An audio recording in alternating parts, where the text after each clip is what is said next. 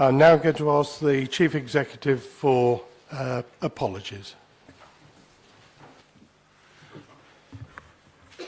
Thank you, Chairman. Apologies have been received from Councillor Fuchs, Councillor Matthews, Councillor Maughan and Councillor Pole. On his way, his car has broken down and he does hope to get here before the end of the meeting. Thank you. Declarations of councillors' interests. Councillors are reminded that there is no need to declare an interest if it has already been recorded on the register of disclosable pecuniary interests or notified to the monitoring officer in accordance with the relevant authorities. However, councillors declaring interests must state that the DPI is and accordingly not speak or vote on the item. In the future, should any of you have any queries or about declarations, please seek advice from officers in advance of the meeting. Move on now to minutes of the last meeting of the County Council held on the 12th of July 2017, be approved as a correct record and in this case signed by the Vice Chairman, as I wasn't present at the last full council. Everybody agreed? Then the Vice Chairman will sign those later. Thank you. Chairman's announcements. I hope you've all enjoyed the summer break and have returned to the chamber suitably refreshed. My civic engagements have given me the opportunity to continue visiting places throughout Lincolnshire. I'm not sure who's enjoyed them more, Lucille or me, but we have both enjoyed them greatly. And I thank her for supporting me on these engagements, and also the Vice Chairman and his lady, Councillor Ron Dioxby, for representing us at civic functions where we've been unable to attend. I look forward to hosting the County Service of Dedication at St Dennis Church at Sleaford on Sunday the 24th of September, and I hope that as many members as possible will be able to attend. If you haven't already done so, will you please confirm your attendance with the civic officer? Thank you.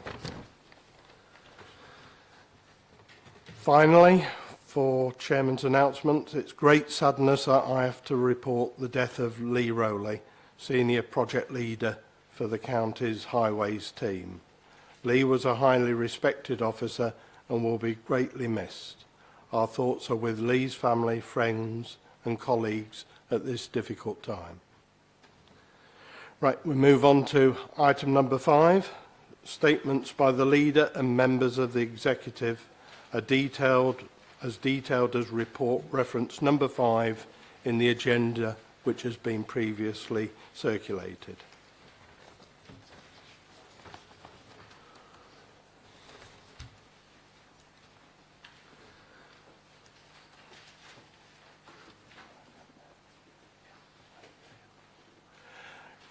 Councillor Graham Cully for Councillor Colin Davey. Thank you, Chairman. Nighttime economy, tourism, Mablethorpe, 7 place visitors to go. Where this caravan parks, there's no street lights and they can't believe they have to walk home with torches and the phone switched on so they get home safe. Thank you.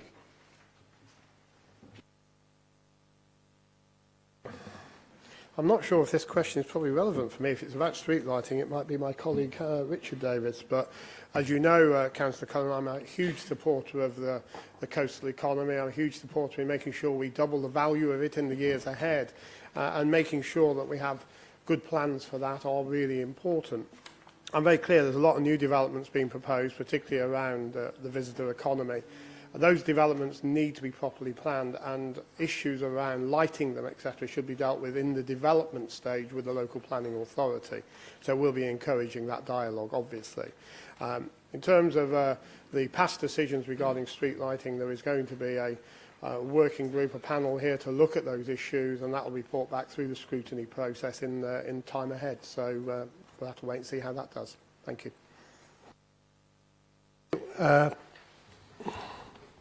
Councillor Chris Brewis for Councillor Richard Davies.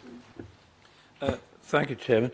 I thought it might be very interesting, if I may, Richard, if you were to update all members on how the present position and how things are proceeding with procurement on our highways contract. And I thought all members might find it interesting if you could update them. Thank you, Councillor. Very good question. As members hopefully are aware, the Highways Alliance contract is one of the largest contracts the authority has, and it covers the 4 areas of virtually all highways delivery. That's maintenance, signals, design, and it's really the fundamental building block of how we maintain, build and develop our road network. The contract is due to expire in 2020. We have a project ongoing to look at reissuing the contract and how that's formed. Currently, we've got site visits going on, and we've got members from across the Chamber have been on visits to Durham. I think there are visits to Leicestershire planned as well, to a local and another good example of another top-performing authority to look at the best way of formulating this response. The procurement process is due to start formally the middle of next year. Because of the size of the contract and the length of time, we need plenty of time to run into the start of it, which is the 1st of April 2020. But I'm hoping we'll use this time to look across both Lincolnshire as how the existing contract has worked, but then further afield across the country, Mr. Chairman, to get ideas of better in ways of working. Certainly when the Highways Alliance contract was started, it was one of the first NEC contracts with a pay and gain share mechanism. At the time, it delivered us huge benefits and savings, and a lot of authorities have copied that model. And I think it's a good opportunity now, when the contract's expired after a number of years, to start looking at what the next generation of contract can be for something that's such a critical part of our service delivery. Thank you. Councillor Matthew Fido for Councillor Colin Davey. Thank you, Mr. Chairman. So I know a number of us has been talking to many businesses throughout our divisions, and they've expressed concerns over the restriction in growth that are being indicated by utility providers. Now, many of our businesses are outgrowing their power supply available to their sites and may have to relocate if more power, and more importantly as well, better broadband is not available to them soon. Now, I would be grateful if the Executive Councillor for Economy and Place could update the Council on what measures his department are taking to ensure essential utilities such as broadband and power are available to all businesses within our county. Thank you. I want to thank Matthew for that question. As you will all know, utilities, whether they are electricity, water, sewage or gas, are a major constraint now. It's becoming more obvious they are becoming a constraint on new business and housing sites going forward. The County Council has been working in partnership with the Greater Lincolnshire Local Enterprise Partnership. We've commissioned a study into how we're going to tackle this problem. 6 weeks ago, we held a utility summit out in North Hycombe. Dr. Caroline Johnson attended and addressed that meeting. And one of the main conclusions from the summit was that there needs to be a much greater dialogue at a much earlier stage between local authorities, developers and utility companies. The study itself is going to be completed later in the autumn, and we've programmed it into the scrutiny process here. It will be going to the Environment and Economy Scrutiny Committee early in the new year. So members in this chamber will have the opportunity to debate its outcomes and recommendations at that point. In the shorter term, though, we're going to hold a further summit in Westminster so that we can raise the issues with MPs and officials from the Department for Business, Energy and Industrial Strategy. We continue to liaise with the utility providers themselves so that they understand the challenges facing all developers across Lincolnshire, and so they can help with, to suggest solutions to developers. I'm very clear, however, that there are some things that the utility providers can do to help ease the short-term issues, but in the longer term, we're going to need to work on local solutions, and that may well include things like modular nuclear technology that was green-lighted by the government last weekend, and it will also include local energy supply issues that I know my colleague Councillor Pole is looking at as well. I would also say that all developments need to be looking at a different way of designing those developments so they become less reliant on national grid connections and they have a local energy source for power. These challenges need to be addressed and we need to lead local solutions to them. and I will continue to do that through my department. On broadband, I would say I am less concerned about the challenges. Some businesses are still having problems, as we know, but we have a long-term solution, we believe, to the broadband challenge. And I believe that Lincolnshire very shortly will be one of the leading counties in England in terms of broadband provision for business and for residents alike. Thank you. Julie Killy for Councillor Tricia Bradwell.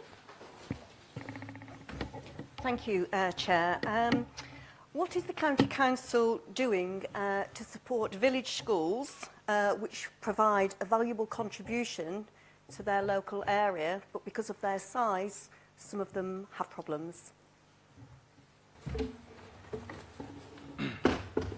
Thank you very much for that question. Actually, small rural schools have been a huge priority for this council for as long as I've been here, I think, and that's many years. We know that a small rural school in a community, if that closes, very often there's community dies away, and so I think the pub and the shop and the school are very important. Obviously, as school funding's changed, we don't have the flexibilities of giving them extra funding like we used to do, but clearly we're getting what we've been doing over the last few years is getting schools, small schools, to work together. So they work in a partnership. They can share resources, they can share a bursar, they can share teachers. In a local school where I was recently a governor, we were federated with a school up the road, and we shared an IT teacher who was across both sites, and also someone who really liked specialising in music. Because music, PE and IT is very often specialist subjects that you don't always get, you know, people don't want to major in them. So it is about local rural schools working together with schools in their areas so they actually can give the very best education to the children. I think that's what's happening in Lincolnshire. Thank you. Councillor Matthew Bowles for Councillor Richard Davies. Thank you, Chairman. Councillor Davies, I'm sure like many councillors in this chamber, I was sent here with a very clear message from my residents as to the main issues and concerns. In Gainsborough, by far and away, one of these such issues is the decline and death of our town centre. This has taken place over a number of years and is really at a critical point if it is to be revived. A number of years ago, parking within the town centre was removed, and it is a widely held belief of residents, businesses, market traders and local councillors that this has played a hugely significant role in the downturn of the area. The reintroduction of town centre parking is supported by so many people from in and around Gainsborough. This can be evidenced from the consultation exercises currently being undertaken through Gainsborough's emerging neighbourhood plan. It also has the support of the leader of West Lindsey District Council and other councillors, Gainsborough Town councillors, Gainsborough Town Centre businesses, our market traders and so many shoppers and residents. Councillor Davies, today I'm not asking for a commitment to reintroduce town centre parking or anything like that, but simply asking if you could commit to meet with the leader of West Lindsey District Council, representatives of town centre traders and myself to look at the issue and have an open conversation to look at all possible options regarding town centre parking that might help to support our town and its residents and its businesses. Thank you. Thank you, Councillor Bowles, for the question. It's pertinent, actually. I was in Gainsborough about 3 weeks ago, stood in the marketplace looking at this exact issue. I agree with you. It's something that we need to look at. Very happy to kind of engage in that consultation and look at options. It's controversial as town centre parking is, but I think I'm a strong advocate of taking cars completely out of town centres does them no good at all. So very happy to do that. Thank you. Councillor Sarah Dodds for Councillor Sue Woolley. Thank you, Chairman. Councillor Woolley, yesterday the Royal College of Surgeons said that the NHS faced a winter of woe, and that was reported in yesterday's Independent. How well prepared does Councillor Woolley think the NHS is locally, regionally and nationally to face this winter season? Thank you very much for your question, Councillor Dodds. I would like to hope that the NHS, particularly in Lincolnshire, where it's pertinent to our residents and indeed patients, is as prepared as they possibly can be. They will and do have some very, very difficult issues to face, and they are not going to disappear overnight. As you know, in Lincolnshire, recruitment and retention of trained staff is an issue, and it is something that the council are actively supporting them in helping them to ensure that we've got as many wards open as possible that are needed to be open. And from that point of view, every time the council will be supporting our NHS colleagues to ensure that there's a good service, but more importantly, a safe service for our residents. Thank you. Councillor Ray Wootton for Councillor Martin Hill. Thank you very much indeed, Mr Chairman. Mr Chairman, Sir Bruce Kehoe, Medical Director of NHS England, said in an interview 2 weeks ago, "We want to encourage people in 44 STP areas to make their own decisions. We don't want to be in the business of telling people what to do because, frankly, the people have a much clearer idea what needs to be done than people sitting in an office in London."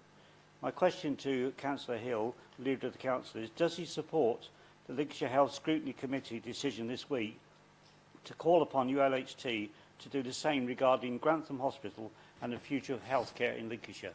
Thank you, Mr Chairman. Thank you, Chairman. Thank you for the question. I certainly do support the work of the Health Scrutiny Committee, both now and in the past, and they've done some excellent work in actually, as members will recall, in referring the Grantham Hospital issue to the Secretary of State and the Government, and there was a report back, which actually one of the clear messages from the report was that it was for local determination what happened at Grantham Hospital in particular, but also they're really, the NHS in Lincolnshire, shall we say, really it is, time is overdue now where actually they come forward with a local plan which actually is sustainable and would be acceptable both to the local residents but also to the NHS. So I think there's been a lot of good work that's gone on about that. It is very disappointing that we still, in Grantham Hospital still remains closed overnight. We're now over a year, and now there is, I think it's my understanding that it will be next calendar year before maybe it is open 24 hours. And there are strong rumours in the locality that there is a plan to have at least the hospital open 24 hours. Solution might not be to everyone's satisfaction, but it would have been progress in the right direction. So I do think it is right that the health scrutiny is putting pressure on local providers.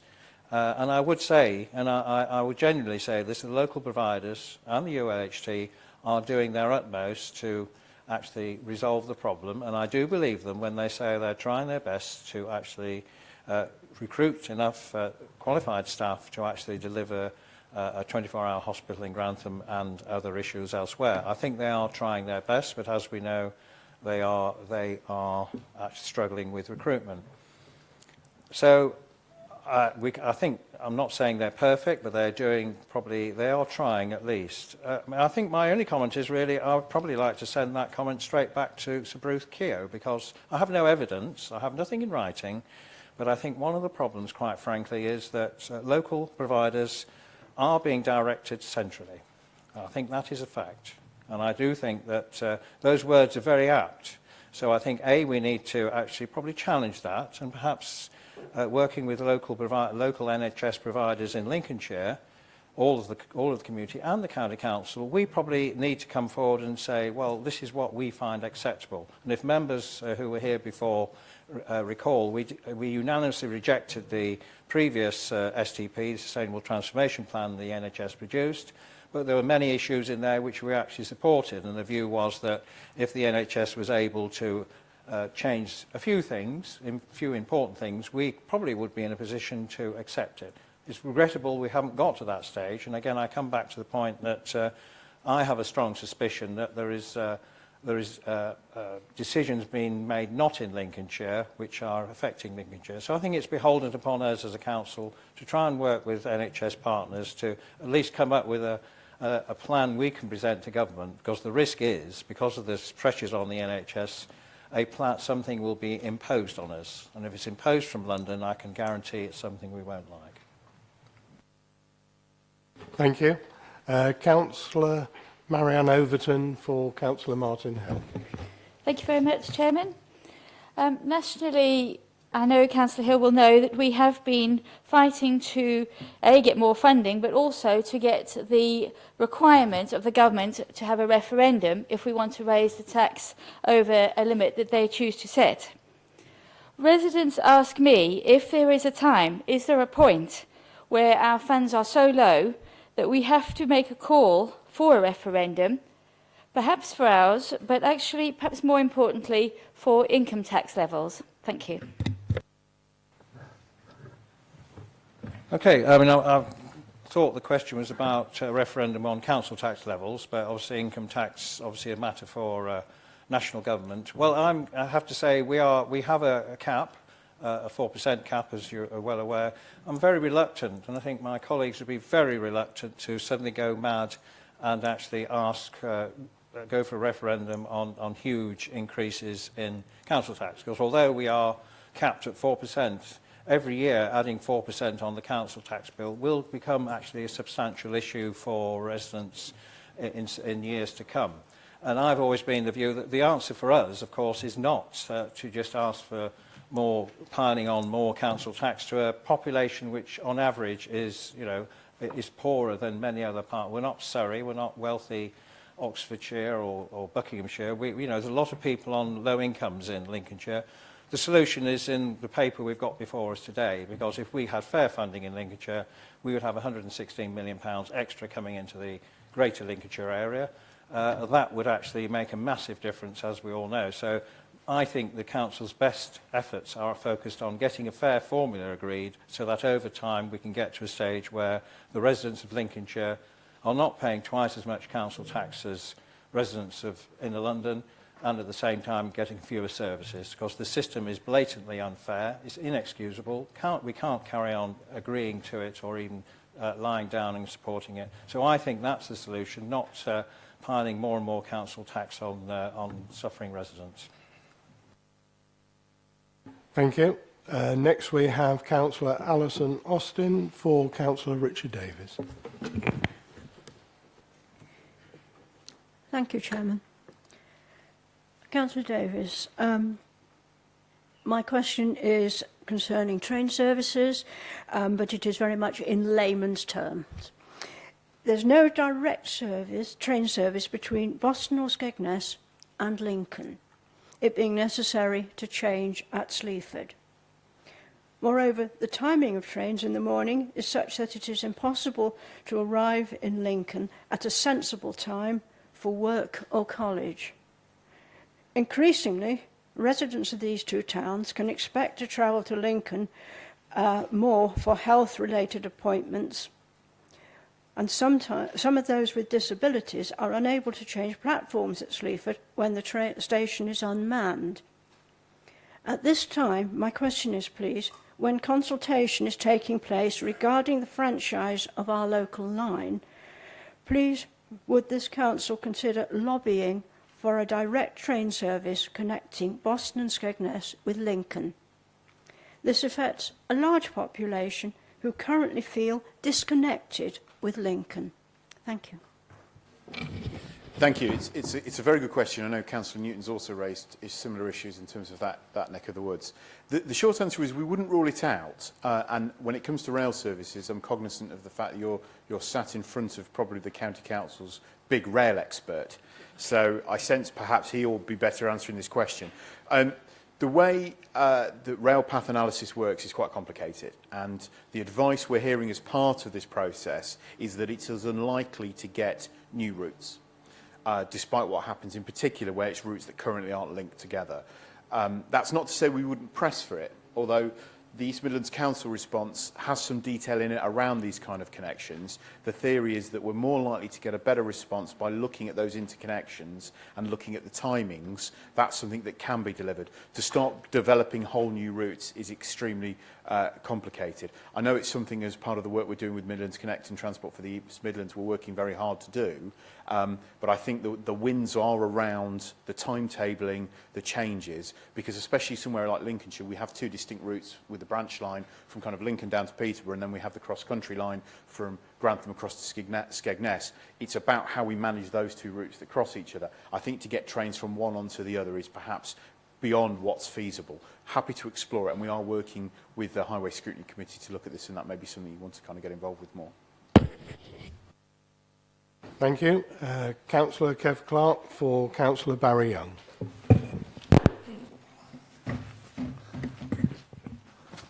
Councillor Young, in your report today on apprentices, under current status, page 62, you state Lincolnshire County Council is in line to achieve the 2.3 government target for apprentices. How many apprentices will there be when the target is achieved, and how many apprentices are at present in the authority? If you don't know the exact answer, your nearest 100 will do. Thank you.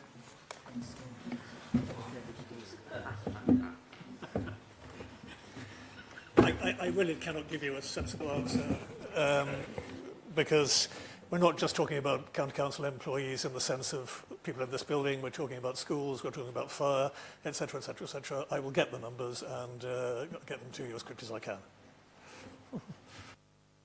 Thank you. Councillor David Brailsford for Councillor Tricia Bradwell. Thank you, Chairman. Yesterday, the government announced an extra £1.3 billion under over 2 years under the new national funding formula for schools. We are aware that Lincolnshire is part of a group which has campaigned for extra funding for our education for a number of years. Can Councillor Bradwell tell the Council what impact this extra funding will have on our schools budget, please? Thank you for that question, Councillor Brailsford. Yes, we've been waiting for this announcement for some time. It was delayed earlier in the year, and as Councillor Brailsford says, we have been working with F40, who are a lobby group for county councils, who many are badly funded with regards to education funding. Actually, looking at the statistics and figures that they've produced, I think it'd be very hard for me to stand up today and say all schools in Lincolnshire are going to benefit. I think the changes will be a significant step forward towards fairer funding for our schools and to tackle the long inequity that has been locked into the existing formula that's been around for many years. The extra funding for education is really welcome for frontline teaching. As we know, in the east of the county, on the coast, those schools really struggle to get teachers, head teachers, and that to come to work there. So actually being able to have equitable funding with what people get in other parts of the country will help our schools. Obviously, as just been mentioned, this extra funding is over the next 2 years, and the guarantee of a minimum funding formula for each primary and secondary school will attract the potential for fast gains for pupils, and it will help the lowest funded schools. However, we mustn't forget that some schools will still continue to receive significantly less than others. If I actually mention academies versus our maintained schools, and even some of our academies who became an academy when it first started are better funded than other academies. So there still is a bit of a imbalance in the schools. But I have to say it is welcome, very welcome that the Minister announced this yesterday, but I do think there is a lot of work that our officers have to do to actually find out if all our schools are going to be winners, or are we still going to have some schools that are underfunded. And I have to say that can't be fair. All schools should have the same funding per pupil. Thank you. Councillor Robin Renshaw for Councillor Richard Davies. Thank you, Chairman. Richard, I welcome the streamlined reporting system for highways faults and thank you for progressing this. I do not welcome inaction, however, and sidelining my concerns about incidents and the many hundreds of abandoned calls to the customer service centres.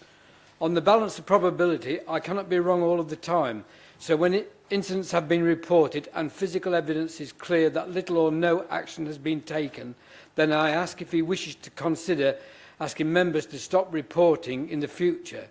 Examples of two areas which have recently been reported are the west corner of junction of Rhizome Road and Yarborough Crescent, where school children pass daily and they're getting drenched with water because there's been no action on that.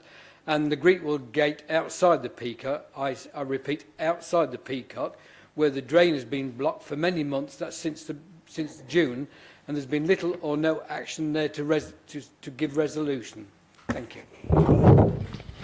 Thank you, Robin, for your comments on the reporting system. And I would never say on the balance of probability you are wrong on any matter, I can assure you. And I would say the same for your entire benches. Never would think that. I think you hit on a really important issue that, you know, currently, for example, we're fixing in excess of 100,000 potholes a year. We are not fixing everything. You know, we have a deficit in the county in terms of, despite all the efforts of the team and the budget and the fact we're one of the best performing authorities in the country, we can't always fix everything that people come to us with. And I think what we need to do better is explain that differential. So I must confess, I don't know the two incidents you refer to. Very happy to look at them in some detail with you.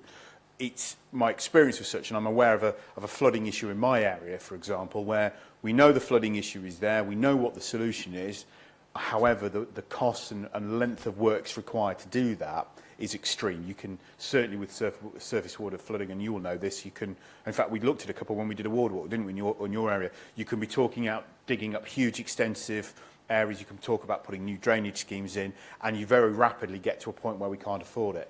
I think what we're not doing well enough at the moment is we're not having that conversation both with members and members of the public. And of course, if we're not arming you with the right responses, you can't then explain why we haven't done things. But if I'll catch you afterwards and get the details, we can just dig into those issues for you. Thank you. Councillor Mark Whittington to Councillor Sue Woolley. Thank you, Mr. Chairman. My question is for Councillor Sue Woolley. It's really just a point of clarification on the statement you presented to Council this morning on the top of page 50 regarding Grantham A&E, and your hope that by today's meeting you would have expected local NHS leaders would have announced their plans for the future of Grantham Hospital A&E, and that also these would have been presented to Health Scrutiny earlier this week. Well, I attended Health Scrutiny as a member of Health Scrutiny on Wednesday, and these plans have still not been forthcoming from the NHS, which is a considerable disappointment, considering that the IRP report called for an urgent resolution of the issue. Grantham Hospital A&E has now been partially closed overnight for 13 months. This is an increasingly grave concern to the 130,000 residents of Lincolnshire who are within the catchment area of Grantham Hospital A&E. And I'm just wondering, Councillor Woolley, you talk about what the expectations of the council are from the NHS towards Grantham A&E. I wonder if you could provide an update and your thoughts on this. Thank you very much. Well, thank you for your question, Councillor Whittington, and I would have to say that I too am very disappointed. I'm not going to repeat everything that Councillor Hill has said, because he did touch on it himself in his response to one of the questions earlier. However, I too would agree with Councillor Hill that I have every faith in our health colleagues that they are working towards making sure that this facility is open as quickly as possible and returning to a 24-hour facility. I don't have an update, and I, quite frankly, don't know when health colleagues will be able to give us that information, but that doesn't mean to say that we're not chasing them all the time. Our bottom line is we expect this facility to reopen as quickly as possible, and we very much look forward to it doing so. Thank you. Councillor Rob Parker for Councillor Martin Hill. Thank you. Another question on the National Health Service, Councillor Hill. You can take the temperature, can't you, of issues that are of concern nationally and locally by just thinking about what is dominating government's agenda. And if you put Brexit to one side, then I can't help but think that the National Health Service is giving ministers certainly time for some concern. My question relates to something you said in relation to an answer to a previous question, which was about you couldn't help but put the ball back in the court of Sir Bruce Keogh and central direction. If we look at the leader's brief that you wrote recently, pointing out the NHS overspend in Lincolnshire at the moment, you drew attention to the fact that it just can't be ignored, that it's there. The question about an overspend can sometimes simply be divided into two categories, but central direction is a third. The first one is, are we not getting enough money in Lincolnshire? Okay, the National Health Service is underfunded. If that's the case, then it's a central government issue.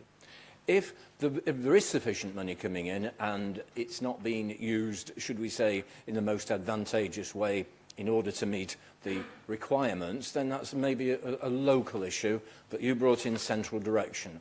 How do you think you would explain, if you had to, this question as to where responsibility lies? It is not just an academic question outside of our remit, because the less than good quality service, less than capacity for delivering services by the NHS will eventually impact on Lincolnshire County Council. So, central direction, problems of the idea that we are not getting enough money, or is it to do with what we might call the internal management of the NHS? I think it's, frankly, a bit of everything. And I think one of the issues is that there is more money, as we all are aware, there is more money constantly being put into the NHS nationally and locally. There are now more doctors than we've ever had before. There are more nurses than we've ever had before. But yet still, there are these persistent problems of service delivery and overspends. I think all I would say is that, I think this will continue, because United Kingdom is not unique in this. Every Western country which has a sophisticated health system, because of the ageing populations and the increases in technology, are facing almost insatiable demands for extra resources. But I think, although that will continue, I think what you also referred to also, there is an issue about organisation and there is an issue about recruitment as one, because it's a vicious circle. Because if local NHS providers can't find full-time staff, they then have to go to recruit agency staff, for example. They are far, far more expensive. And, you know, you have classic examples where somebody was working in the NHS as a GP or something, and then they can then reappear as an agency worker and earn far more. So I think it's a vicious circle. If you can't recruit the people, that means then, A, you're going to pay more money to get the people to deliver it. B, that's going to be worse, because surely everybody would agree that your core staff should mostly be full-time people. So I think there are also issues about how the NHS actually works nowadays, and whether the old model of the GP was the sort of the gatekeeper, and they were, for historic reasons, were little businesses and they did a lot of gatekeeping. Now we've got the stage where that system doesn't seem to be working. GPs aren't available all the time, and there are lots of reasons for that. And then that just puts more and more pressure on the hospital. I think the STP, coming back, that some of the principles in that were very good, and they were a potential solution to some of the problems. And I think we all hope that Lincolnshire could be a trailblazer into finding a better way of running local services in the NHS. It's not all about money, and I think anybody who just says just keep pouring money in. Money has been poured in huge amounts, and remember 10 years ago, Tony Blair, you know, you had that thing, we're going to put tax up a lot, because we're going to put lots more money into the NHS, that will sort it out for good. It did, it was better for a bit, but then more and more came along. And I think the issue is, it's very frustrating. I think looking as a sort of a bystander, not a bystander, but an observer from the side, you just get very frustrated that things could be organised so much better, and those of us who use the NHS just see those inefficiencies all the time, which are bad for the patient, bad for the NHS, and bad for everybody, really. And you just think it needs a better way of doing business. And I'd say the County Council, and we've, you know, those of us involved, and Councillor Bradwell, Willie and myself, are doing all we can to try and help and encourage NHS colleagues to actually come up with a better model which will be sustainable for Lincolnshire, so that our residents can get access to quality services as locally as possible. But I think we've also got to accept that for more complicated and heart surgery and things like that. We have to be pragmatic and accept that that will not be happening in this county, but we need to make sure that people still can access it. Thank you, Chairman. Thank you. We move on to the next item on the agenda, report of local government ombudsman. A report for the by the monitoring officer has been circulated. Councillor Tricia Bradwell to move. Thank you, Mr. Chairman. Well, yes, I'd like to move this report that's before us today and accept the recommendations that are outlined in the report. I'd just like to say a few words to introduce this report, if I can, Mr. Chairman. I mean, obviously, this is not the type of care that one would hope that people were receiving, and actually we accept fully what the Ombudsman's findings say and have sincerely apologised to the individuals who are mentioned in this report.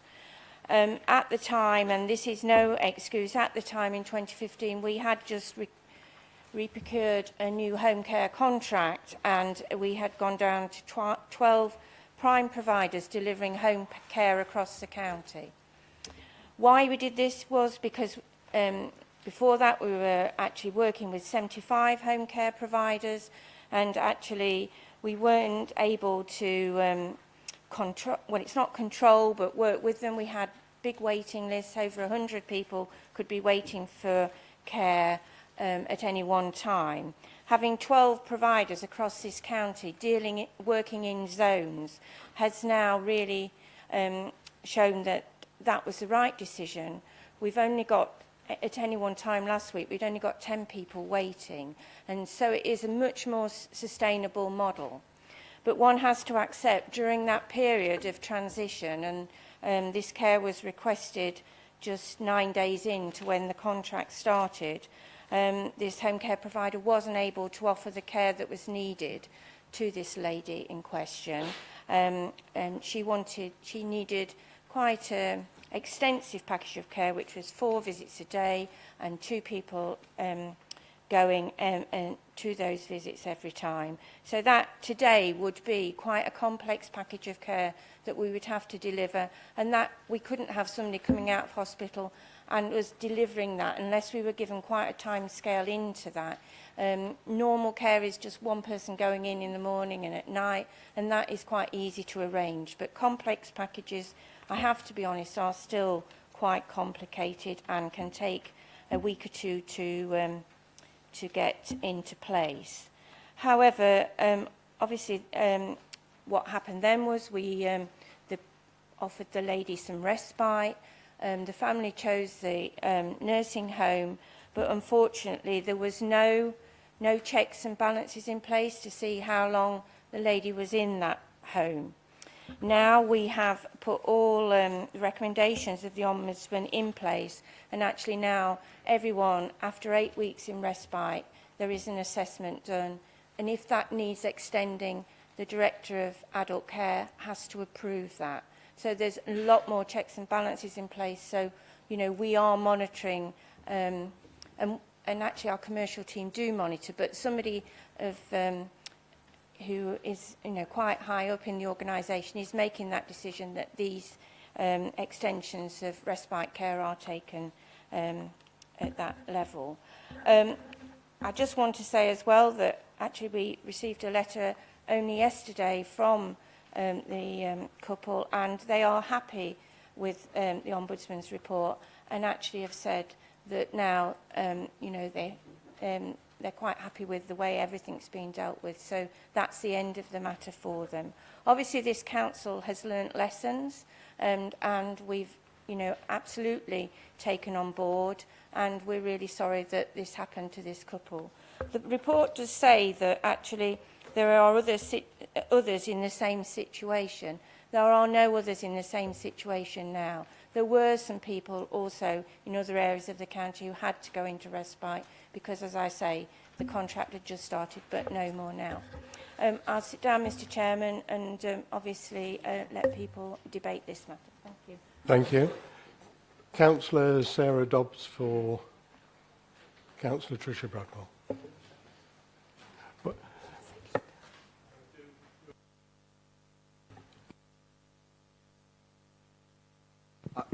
I'd like to second this and reserve my right to speak. Thank you.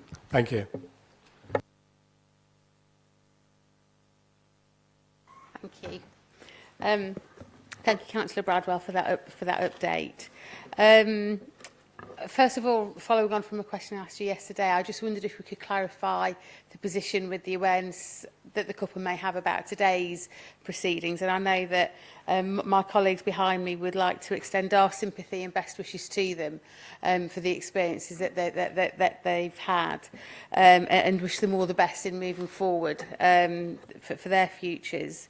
In terms of specific questions and comments around this case, on page 19, the Ombudsman report talks about particular issues with this one provider in that one particular zone.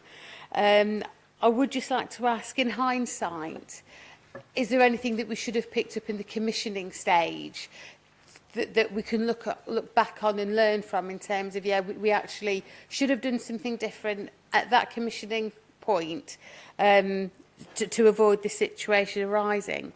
I'd like to also say that what we have here is clearly the inherent weakness of a commissioning model, of a privatised model.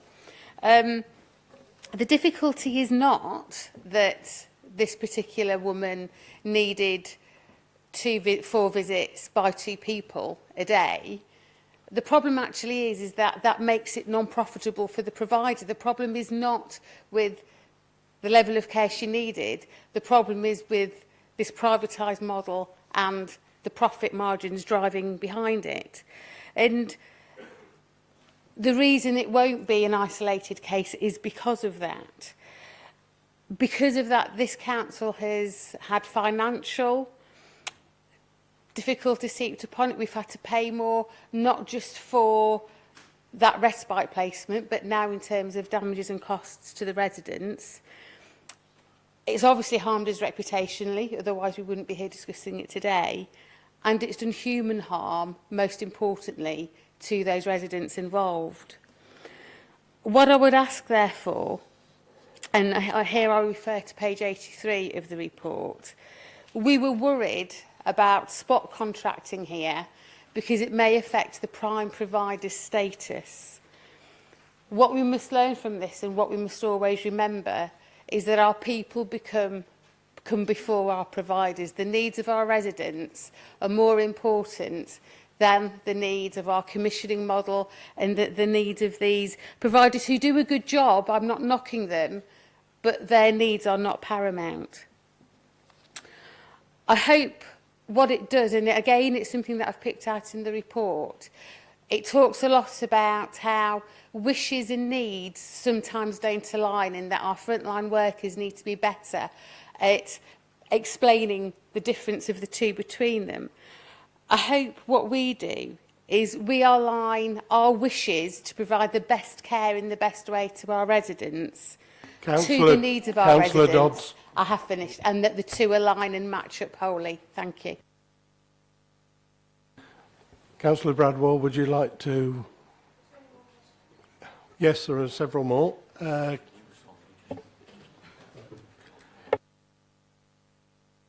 Councillor Marianne Overton. Thank you very much. I'm very pleased that this has been satisfactorily resolved now, and that things have been put in place to prevent it happening again. Also, the Ombudsman didn't say that we were wrong to put the worries about the contract ahead of the individual, but actually we've said that. And we've said that we must put people first, and that is written in the report. And I appreciate that, because it's clearly the right move. Complex packages for people, particularly in rural areas, are bound to be difficult, and I've had some in my area as well, which I've been helping them through. And the other issue that I don't know how closely connected it is, but perhaps I would just like to raise the issue with Councillor Bradwell, is making sure that the payments have been correct so that people can get their own home care and get all of that sorted. I had a problem in my area, and we did have to repay a chap in his 90s over £1,000. And I think it's just about getting it right in the first place. And I know it's probably connected with the Serco contract and all of those things, but it's getting things put right in the first place, but also getting them right when it's pointed out very quickly. It did take me a few months. Thank you. 3 months, in fact. Thank you, Councillor. Councillor Julie Kelly. Thank you, Chair. Mrs Bradwell, I'm really glad that this matter has been satisfactorily resolved, and I also echo the view of my fellow councillors and extend my sympathies to the couple. You said at the moment that there are no deficit beds. A lot of what I was going to say has already been said, but what I would like to know, is there possibly a role for the scrutiny committee to make sure that this does not happen again? Because obviously it's probably not a one-off case. As Councillor Dodds outlined, we have got some systematic problems with health and social care. And can I have your assurance that this matter will be investigated and that it will not be repeated? Thank you. Thank you, Councillor. Councillor Alison Austin. Thank you, Chairman. I'm not asking a question of Councillor Bradwell. I'm just commenting, and a lot of what I might say is obviously could be a repeat of what has already been said. Obviously, this whole incident was deeply regrettable, and we hope that it's been a learning experience, and we send our sympathy out to the couple involved, and are pleased that it has been, that we've acknowledged our failings. Now, as Councillor Bradwell knows, I've had issues of a similar, but fortunately not quite such a drastic nature in my own area during the last 4 years. And in that case, what we boiled down to was basically recruitment issues. And this caring profession is seen as a Cinderella profession. And I feel that one of the things that must be acknowledged is that this people carrying out the caring, the day-to-day caring for people, we entrust our care to the providers that we've taken on, but it is important that those providers do remunerate their employees adequately so that these recruitment issues don't keep on reoccurring. Thank you. Thank you, Councillor. Councillor Robert Parker. Thank you. The Ombudsman approach is the end of a process. And yes, it's been satisfactorily handled, and it seems as though we've done all that was asked for, and the couple are happy now. But I just want to go back in time just to the complaints procedure. Page 81 of the paper actually identifies the first time that the word complain is used. And I use the word complain because essentially an ombudsman's request or an application to the Ombudsman to intervene is another sort of complaint, but to a different body. And we've got at paragraph 39, there was no progress, and Mr A complained to the Council. And then at 40, the 5th of February, at 41, the 2nd of March, and we go over into 45, where Bloomsbury Home Care offered a start date of the 15th of April, but that couldn't be put into practice quite simply because Mr A wanted a different brand of mattress to which the NHS would provide. So, in a sense, we've got from the 5th of February, where it's identified at paragraph 40, until what I would see as a resolution, potential resolution on the 15th of April. Now, that's 2 months and 2 weeks. And really my question is about, and I don't want to use the word in an exaggerated sense, the failure of our internal complaints procedure to actually deal with this matter to prevent it getting to the Ombudsman. because that's what we all want to do. Somebody complains, we don't want it to go through all the stages it can do until it's finally in the hands of the Ombudsman. It's about us dealing with our own problems in-house as quickly as possible. And I wondered if you'd say something about what we now know, having had this investigation, into the 2-month period, 2 months and 2 weeks period, when we know there was a complaint and we weren't able to resolve it in any way. Thank you, Councillor. Councillor Jackie Brockwell. Thank you, Chairman. It's always very difficult and very sad when something like this happens, and obviously everybody would want the very best for the people involved and the hope that they will go forward in confidence. The adult social care in this council is so good that people from other councils come and have a look at us, and it is rare for something like this to go wrong, and I think it is very important to remember that, because when the Ombudsman pronounces, it's a very serious thing, and when you have an organisation that does focus on the good and the quality, this is a big thing. We notice it. It doesn't get lost in a sea of other failings. It stands out because it is so unusual.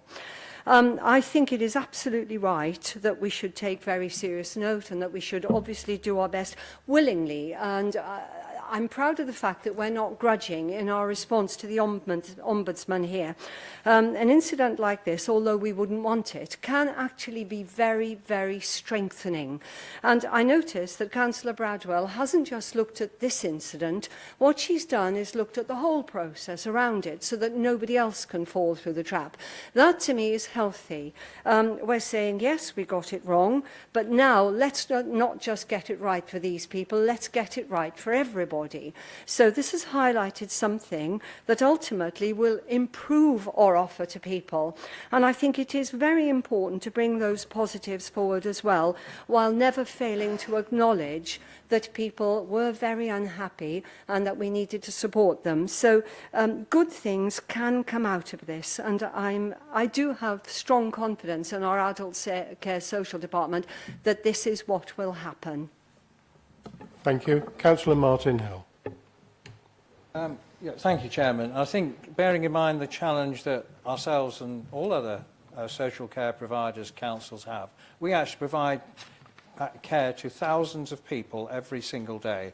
And it's not once a day. There are many, as Councillor Bradwell has said, there are many times where these are quite complicated issues that have to be dealt with, and all those people coming out of hospital all have to be found a place. So I don't think we can fool ourselves that there won't be from time to time issues where things go slightly wrong.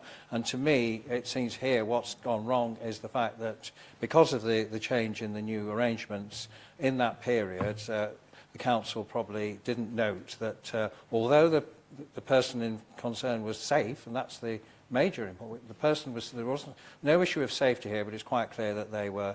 Mrs. A was in an inappropriate place, although she was safe. It clearly wasn't right that she was there for so long. I think Councillor Austin talked about the finances and finding money. I disagree with Councillor Dodds that it's something to do with privatisation or that frankly is irrelevant, and I think we can go around the country, find all sorts of issues where the care is provided directly by councils. I think the issue is, you're right, one of the reasons this contract was brought in like this, because they're having these areas responsible for one provider, that meant they, first of all, would be able to have a more holistic approach to the workers, so they are actually not having to go all over the place, you know, travelling miles, different providers, so that could be a better package for the worker. We've also made very clear that in addition to passporting all the money required for the national living wage, that's gone to providers, but also in home cares, but also we have put a thing in place where those in rural areas, working in rural areas, do actually get more funding. So we are doing all we can to do that. But we're back to the recruitment issue. That will be an issue for all councils in future, how to find the people to actually do these jobs, very important jobs, very valuable jobs, when, you know, because there are fewer people around to do them. We are relying on dedicated people who are very dedicated, doing a very difficult job, and to make sure there are people coming forward who will continue to do that. And there is a demographic there, because a lot of older people who are doing a marvellous job will obviously, as time progresses, retire. And I don't think at the moment there are sufficient younger people coming up to replace them. That's not an issue just for care services. It's an issue for lots of services that are provided by us and others. Thank you. Before I go to the vote, Councillor Marfleet, would you like to comment? Thank you, Chairman.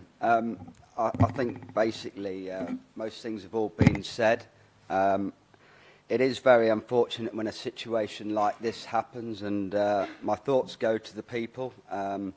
Care is a very difficult thing to provide for everybody and all their wishes at times, and especially with the demographics in Lincolnshire. But we've listened to what they've said, we've noted, and we've altered it, and I can only wish that the couple all the best for the future. And I will sort of bring it back up at the next adult scrutiny just to make sure that everything has been double-checked and that we're all okay. But and going forward, the new commissioning model that we have got for home care is, I think, exceptionally good to sort of address the big issues that we do have in Lincolnshire, and where we are now is a lot better place than where we were in the past. Thank you very much, Chairman. Thank you. Councillor Bradwell, would you like to... Just quickly sum up, because lots of comments have been made, and obviously heard the leader, he's well up to speed with home care, so I think actually could do adult care. Yes, so... You can do finance. Yeah, I'll do finance, yes. Yes, so as you, Councillor Dodds' question about did we need to notify the couple, because we sought legal advice, and because it's a public report, and they are aware it's a public report, the advice was we didn't need to contact them to advise we were having this discussion today. Obviously, you also mentioned about you disagree with a privatised model. Well, I would expect you to say that. But actually, you know, we have a large rural county. We're not delivering home care in a Liverpool or Manchester. We're delivering it in a large rural county. And actually, it is working well now. The issue for us, we have to acknowledge it's a challenge. And the challenge is, as being said, is about the numbers of people coming forward to work in this area. And actually, lots of our providers have done lots of recruitment, and they've gone out, especially like Councillor Hill was saying, in the rural area. We really struggle to get people to work in market rating and above, but that provider now has done all sorts of things to get people to come to work for him, and actually now they don't have a problem. He's done all sorts of drop-ins and this, that and the other all over. So I think actually, you know, these providers have worked really hard, but we have to acknowledge the same with nursing. We're always going to be have a problem, because people just go on and will probably go and work in a hospital or go and train to do something else. Well, with regards to the pay, I mean, you'll be aware that we pay the living wage, and actually we've been helping to sustain our home care system. This year they'll get some of our the BCF money as well to sustain it, as will our residential care homes, because we know this area is critical to actually helping the hospital get people out of hospital. I have to say that a lot of people who are coming out of hospital now, and especially elderly people, are probably coming out before they should do, and likewise that's why they end up having to go into respite care, because actually they still do need to be nursed. Going in, having a home care worker coming in a couple of times a day would not be sufficient for them. So I think we're in a different ballgame to what we were 5 years ago in actually providing care at home and our residential providers. We talked about deficit beds. Actually, we don't have someone in a deficit bed for as long as this person was in, but we use deficit beds and respite beds all the time.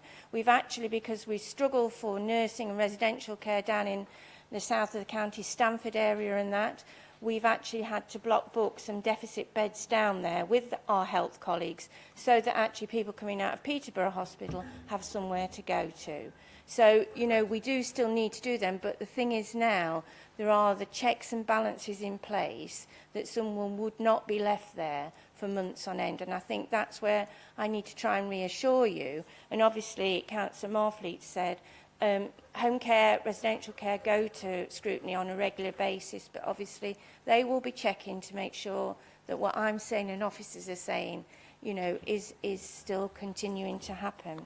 So on that note, Mr. Chairman, I think I'll finish and, you know, thank everybody for their comments. It is a really important area of work we do. Or what was your comment, Rob? I've got you down somewhere. Oh, complaint system, yes. Well, all I can say on that is, yes, there was, because of Bloomsbury not being able to provide the care, but then we went on to a health issue about the mattress, and obviously we don't want to go there again. I think our complaint system is robust. I think this case, just everything started to happen.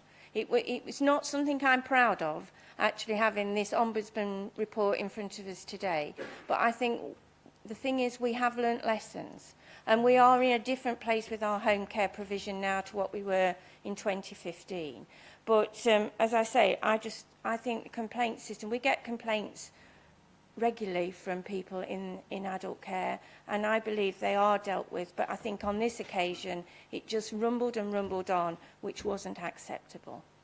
So, Mr. Chairman, I don't think I need to say any more. It's been moved. Thank you very much. Thank you, Councillor Bradwell. Right, we'll go to the vote now.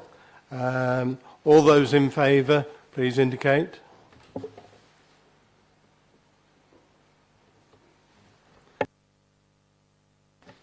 Those against?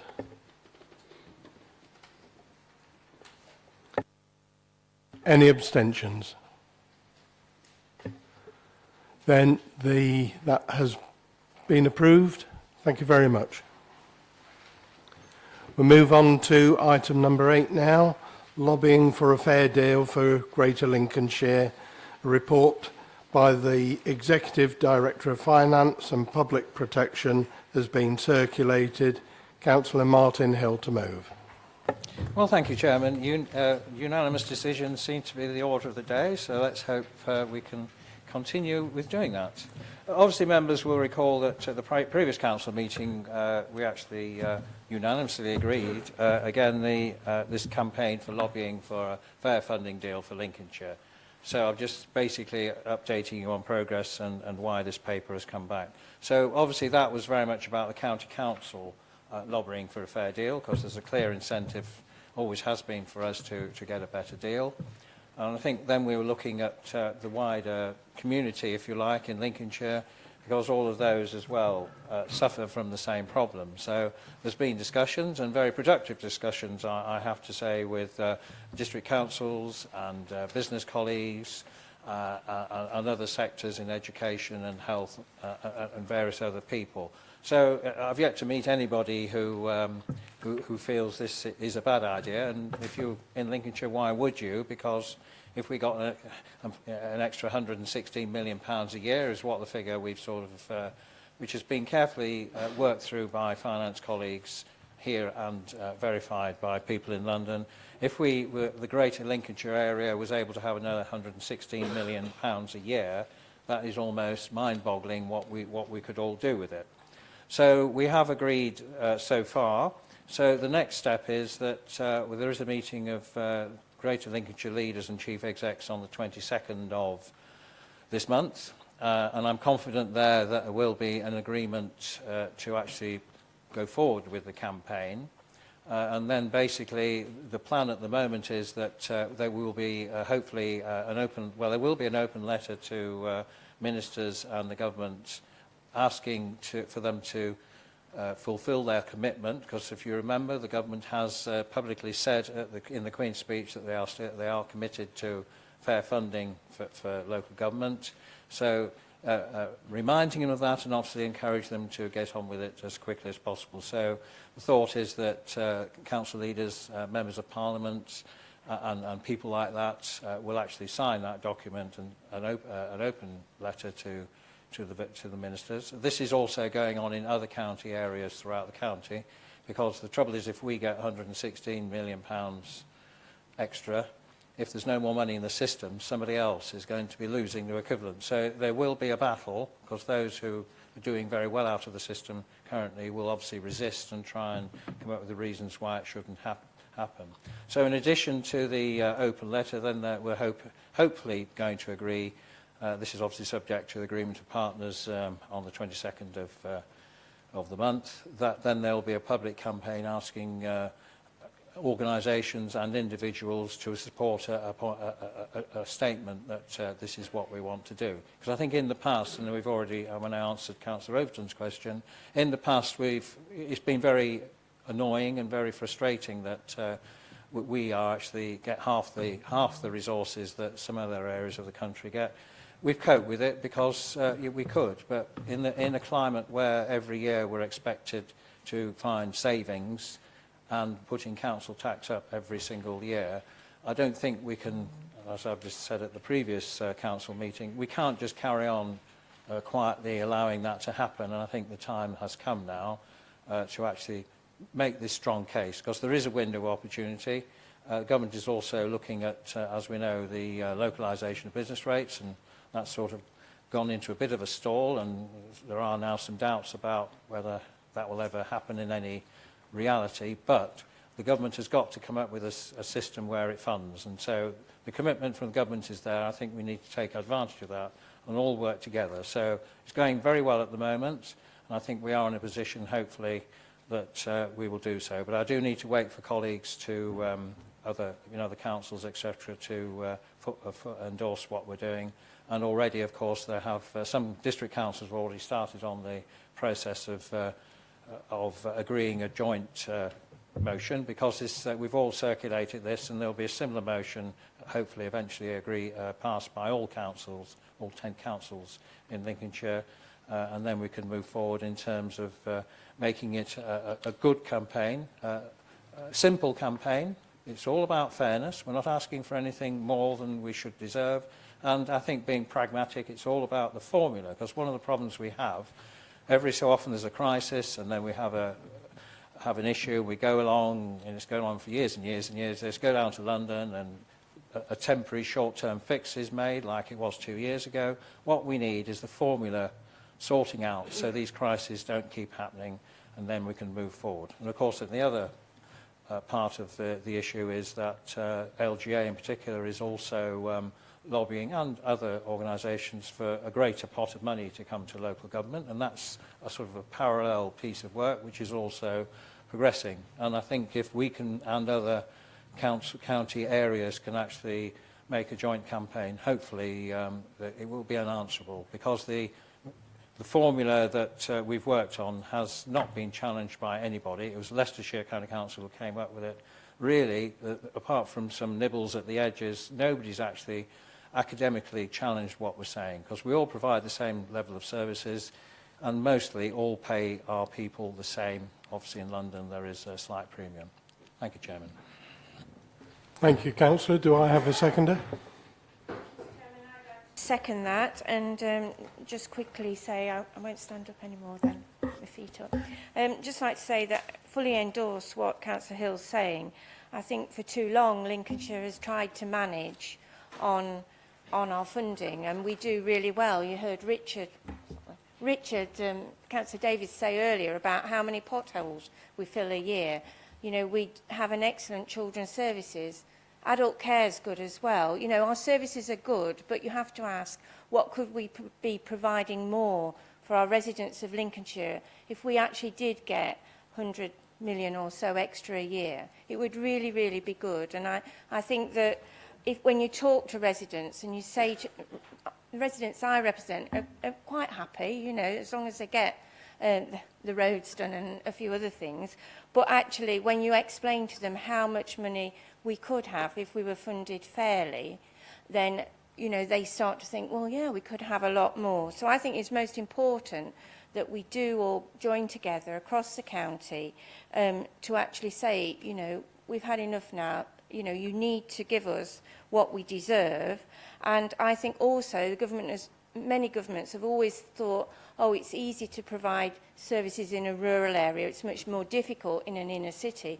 I don't believe that's the case. When I've got social workers up and down the coast or in a rural area in their cars going to see someone, if you're in an inner city area, you could bike, because, you know, they're all within a contained area. So I think this is really important for us, and that actually it'd be great if we all got behind it, and actually we could make the government realise that they could find some extra funding for Lincolnshire and many other counties who are in the same position as ourselves. Thank you. Thank you, Councillor. We go on to questions. Councillor Rob Parker.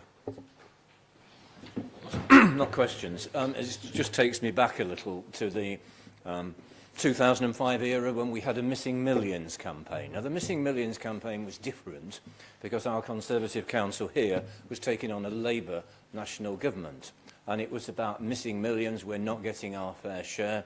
And it was about, this was at a time, let's remember, when we were getting riches beyond our dreams compared to now.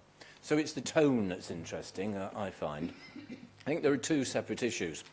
The first one is the size of the pot. And Councillor Hill referred to, well, let's leave that to the LGA. I think we ought to be making big noises with the LGA to say that we are not getting sufficient funding in local government and something should be done about it.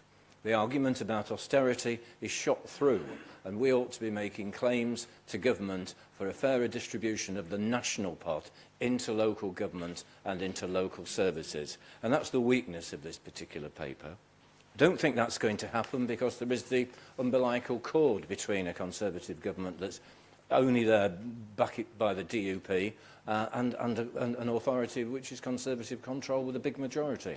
So let's move on to where we can have an influence. And I think the first point that I'd want to make is the shift from the paper that we had on the 12th of July, which was just about Lincolnshire County Council, which said improved funding deal for the County Council. This one talks about an improved funding deal, not just for Lincolnshire County Council, but for Greater Lincolnshire as well. And Councillor explained that we're now trying to mend our bridges after the problems to do with devolution, and I can understand that. But what it seems to me that's missing from this paper is a recognition of what we mean by and the involvement of key stakeholders, because it seems to me that the police and the National Health Service are also underfunded, and the consequences of their underfunding have ramifications for Lincolnshire County Council. And it isn't very explicit, this paper, about what we're doing with the two police authorities, one on the South Bank and one here in Lincolnshire, and what we're doing about the National Health Service here in Lincolnshire and also on the South Bank. We need to be more explicit about that, because it seems that we have to recognise that local government isn't an island anymore, and we know that. We overlap so often with issues to do with health and issues to do with crime and disorder, and we need them on board as well. And it's not very specific about... There was a mention by Councillor Hill about meeting with stakeholders and businesses and other people, and I'd welcome what we intend to do, not just with the 10 councils, but with those bodies whose work directly influences not just the County Council, but the services that we deliver. So that's the starting point for wanting to get more out of this paper, so that we can better understand who it is that's campaigning, and do we recognise that government needs to understand the ramifications of the overlap between council services and other important services in Lincolnshire. Thank you. Thank you, Councillor. Councillor Chris Bruce. Thank you, Chairman. I remember speaking on this in July when I suggested that if we could get all our MPs to speak with one voice and threaten to withdraw their support unless they gave us $1 billion like they did Northern Ireland. Or as I said at the time, I think we should maybe, if the government fund us to set up a £2 billion an academy to teach all the other authorities how to manage on a shoestring, because we must have more experience of that than anybody. We're now just about the most poorly funded per capita in the country. I think we're even below Suffolk and Leicestershire, and to be below Suffolk and Leicestershire, you've virtually got to be on the bottom. It just seems to me that I would still find it useful, and I've done it at times, if was emailed to us the actual difference per capita. We get it from some of them. And when we find out how much money goes to Middlesbrough and Sunderland and Newcastle and Liverpool, and particularly London boroughs, and Kensington and Chelsea. It's a disgrace. And it's funny how in some other shires, all the MPs scream and fight for their areas. Ours, with a few exceptions, are notoriously silent on this matter. It's time they stood up, whatever their party is, for this county and fought tooth and nail for us, instead of being more worried about their ministerial opposition positions. All of us, whatever our political persuasions, have to fight for this, for the benefit of the people we represent. And we should, all of us, and Martin has often told me, he said, when we get outside Lincolnshire, I squeal as loud for Lincolnshire to anybody. Yes, I do. And we all must take every single opportunity to raise this, because the treatment we have had meted out to us of governments of various persuasions is an absolute national disgrace, Mr. Chairman. Thank you, Councillor. Councillor Lewis Strange.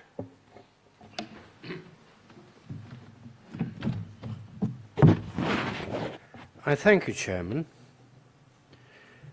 Much of what I wish to say, Councillor Bruce has, because he often has over the years, has got to the way of what I was going to say. But he usually says it far better anyway.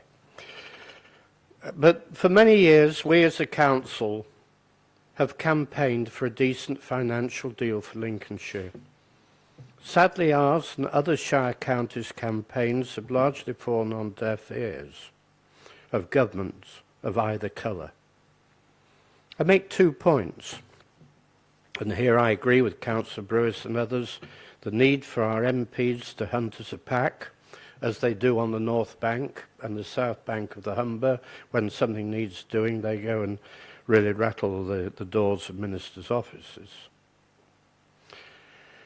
But the need to work with our MPs and in conjunction with SPARS, rural body, and the local government association. I turn to Councillor Overton in her senior position on the LGA and ask her to really get involved on our behalf.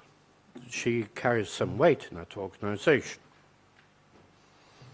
Now, I don't want to see this happen again, but some 2 years ago, 2-3 years ago, rural funding was going down as it is now, and 120 members of Parliament threatened George Osborne with voting down the finance bill unless some money came to shire counties. It did work. We got 6 million. It's not a huge amount, but we got 6 million over 6 years, 6 million roughly for 4 years.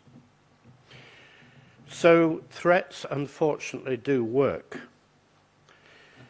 But the government has to realise that we are at the end of our tether. We just cannot be cut back anymore. Secondly, I am told that a 20% financial lift to rural authorities would cost the metropolitan authorities no more than a 2% cut in their rate support grant. Fellow councillors, doesn't that say it all? I think it's disgraceful that we have been treated in the way we have, and over the years I've been a member, 16, at least 10 of those years, we've been fighting to be able to provide excellent services as we do on the whole in Lincolnshire with a minuscule budget, brilliantly handled by many fine officers and a very good executive backed up by some, I think, excellent councillors.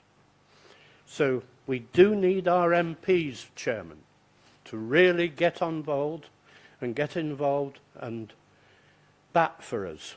Go out there and really sing the tune that we need to get some funding back into Lincolnshire. Thank you. Thank you, Councillor. Councillor Sarah Dobbs. Thank you, Chairman. It's interesting really listening to the debate, because it reminds me very much of the debate that has been going on around school funding, in that the sense of, to be able to make it fair for the people, we have to take away from others. Well, you know, I really want to challenge that. other councils, other authorities also deserve good services. And it comes back to what Councillor Parker was saying about the overall slice of the cake. Are we really serious about saying to government, public services, the public sector is worth funding fully and funding properly? I'd like to echo again this point about the other public sector bodies. You know, I do... You've sold the overall concepts and the principles of it to me fine, Martin. What you haven't quite sold to me yet, and what I need a better pitch on, is this idea of us working with other public sector bodies, that they are fully on board, because I don't sense that from this. I don't have the specifics, I don't have the evidence to actually see that. Earlier today from Councillor Davis, we had he expressed his frustrations that on the highways network, he can't promises the things that I think actually rightfully our residents should be able to expect from us. And we do really need to push that. Our residents have an absolute right, not only for their potholes to be fixed, but maybe even for the potholes not to appear in the first place, for us actually to be proactive and be able to maintain our roads and our services in a way that actually means that we're not constantly firefighting. And I think all of us in the room, whether it be children's services, whether it be adult social care, whether it be highways, will have felt the full force of us having to do that over so long, and it does need to stop. We've had some great campaigns from all sectors of the public sector in terms of funding. There's a brilliant one on schools funding at the moment that has really gained momentum and energy and passion. And what I would ask us to do is that we really harness the passion, harness the expertise that is within the county, not just for our sakes, but so that the whole of the public sector in its entirety can benefit from this momentum. Thank you, Councillor. Councillor Marianne Overton. Thank you very much, Chairman. I very much appreciate the debate, and I'm glad to see the drive for a proper funding for Lincolnshire to be strong, and it needs to be strong. Thinking about the papers today, I wondered why it was Greater Lincolnshire and not just Lincolnshire. I would like to have seen Lincolnshire, and I supported it fully last time, and we asked for and got an agreement that it would be involving other authorities, districts and businesses, and that, it seems, has been done, which I'm very pleased to see. So I believe that what we agreed last time was the right track. However, there may be good reasons that I haven't, I don't know. Perhaps it is about making sure everyone's included, but I would like to be sure that if we do get better funding, that it doesn't go into a central pot, but it actually goes into our councils so that we can spend it properly where it's needed, because we have a deficit now and a hole that needs filling now. Nationally, we have been working very hard, and I thank Councillor Strange for his good comments and his work on the LGA, as a number of other members, Councillor Hill and other members, have been working hard as well through the Local Government Association to try and make sure that our voices are clearly heard and that it goes in the right direction for our councils and our residents. The overall deficit is 5.8 billion overall, 1.3 billion for Dalkert back on the road, which is a total of 7.1 billion short by 2020. That is a lot of money. That means that we will not be able to run the services that our residents expect. So what have we done? We've worked hard we've sold off things, we've sold assets, we've used reserves, we've raised tax, and we've done some commercialisation. So our council has done what we can, and we're still, last time I asked, 40 million short for the year 17-18. I don't know what the very current figure is. That was the last time I asked. So, government is busy with Brexit. Let them make sure that we have the funding so that we can make sure that our residents are cared for and the job is done. Let us do the day-to-day business. Thank you. Thank you, Councillor. Councillor Kev Clark. Thank you, Chairman. I'll keep it short. People of Lincolnshire will be overjoyed with this campaign. Councillors putting residents first, not councillors first, not representing the government, lack of understanding of Lincolnshire. So I do hope a fair deal can be achieved while this government is still in office, but might be a short period. Thank you. Thank you, Councillor. Councillor Mark Whittington.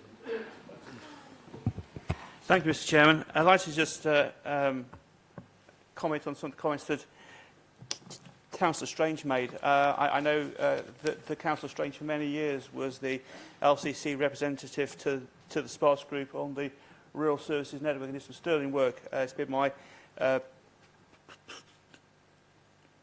privilege and pleasure to take over from him on that.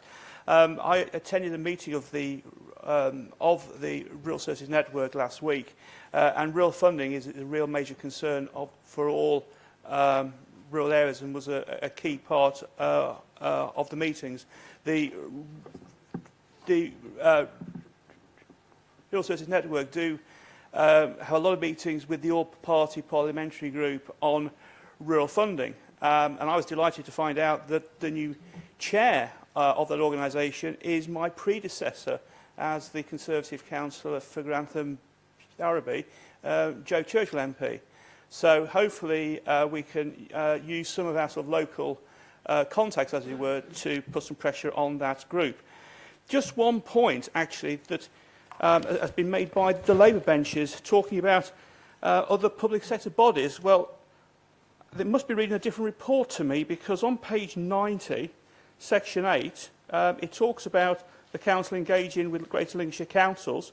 It also talks about other organisations, and there it states other public sector bodies, which is as far as I'm aware, the NHS and the police services. So I can't really see the point of them making that particular reference, because it seems to me to be completely erroneous. Thank you, Mr. Chairman. Thank you, Chairman. Thank you, Councillor. Councillor Robin Renshaw. We must be getting towards the end, Chairman.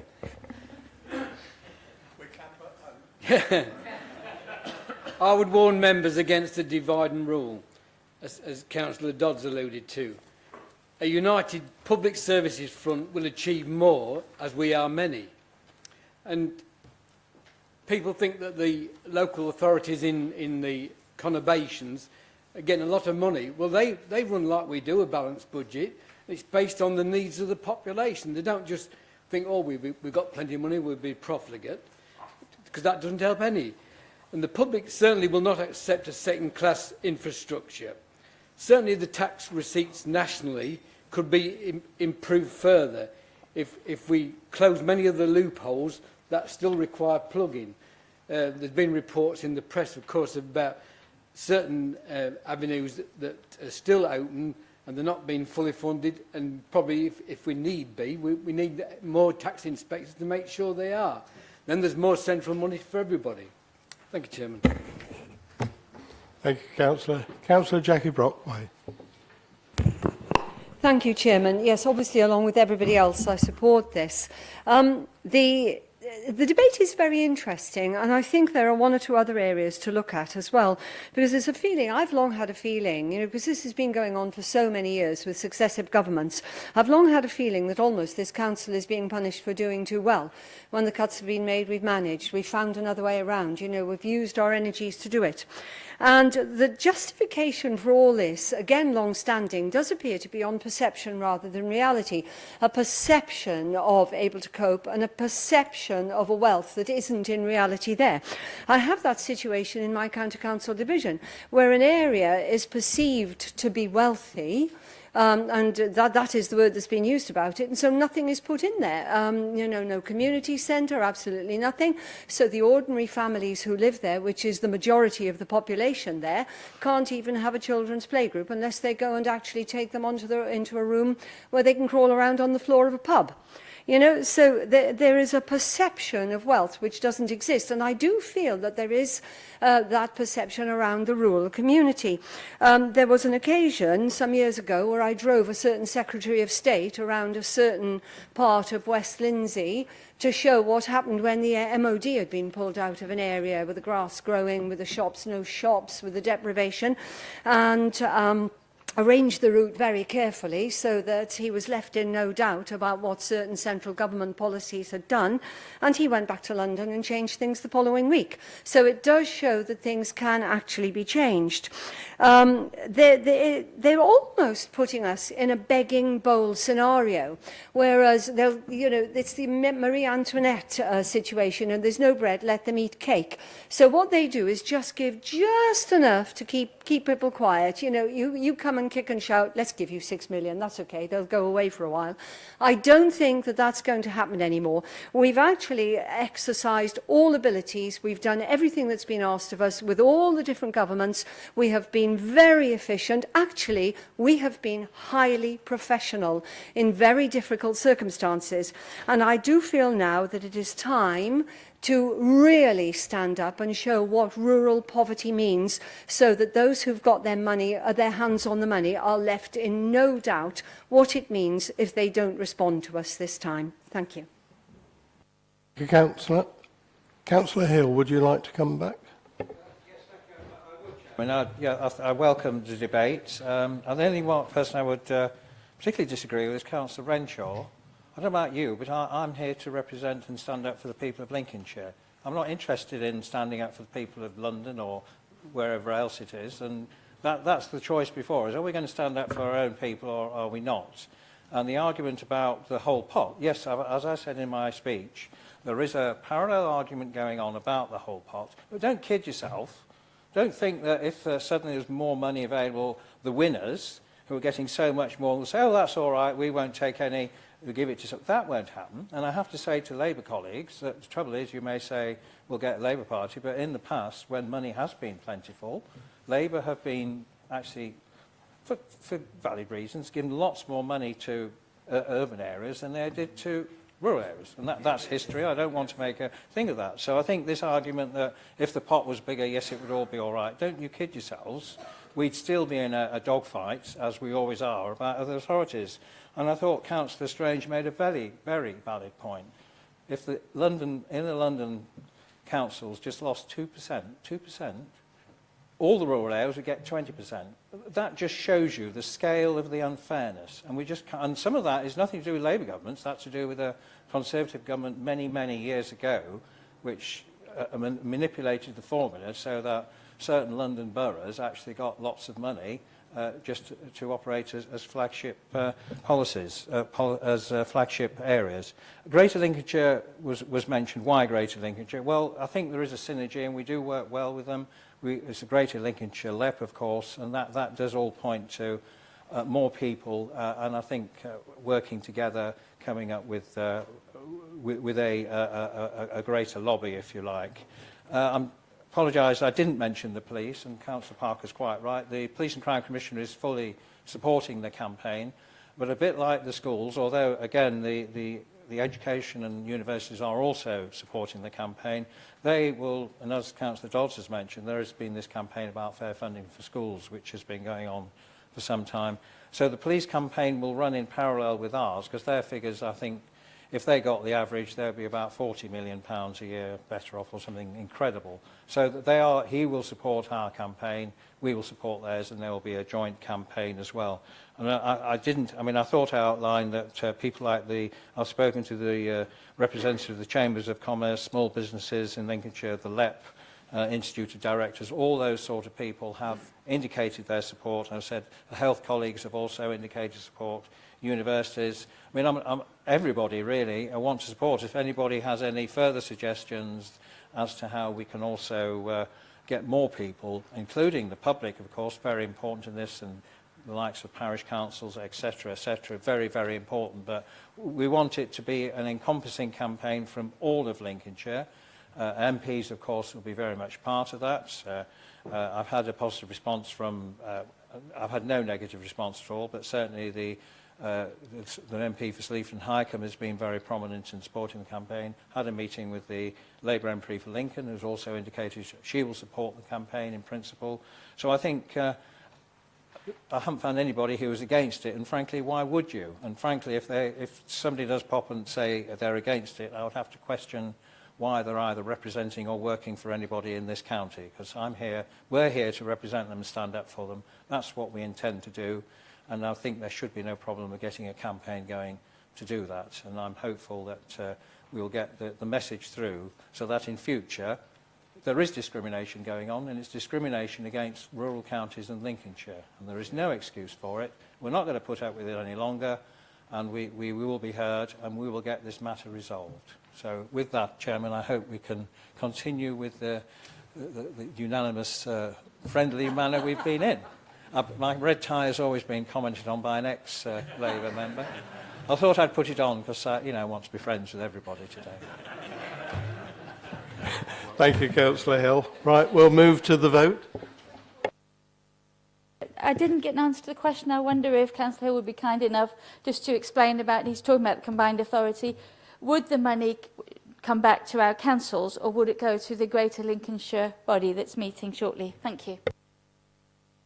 I mean, obviously, that comes to the Greater Lincolnshire area in particular. I mean, obviously, the 116 would come to all of the Greater Lincolnshire area.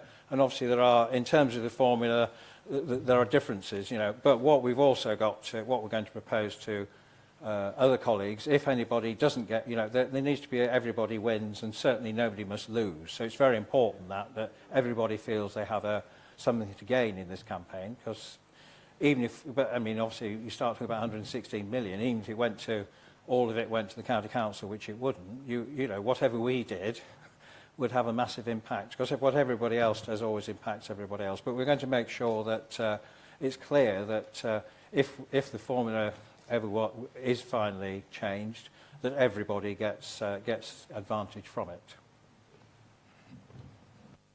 Thank you, Councillor. Right, we'll go back to the vote. Can all those in favour please indicate?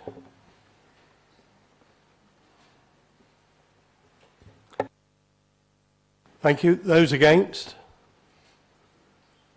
Any abstentions? Councillor Hill's got another unanimous verdict. We'll move on to item number 9, motions of notice submitted in accordance with the Council's constitution. Members are reminded of the rules of debate, and those are set out below. Motion by Councillor Rob Parker.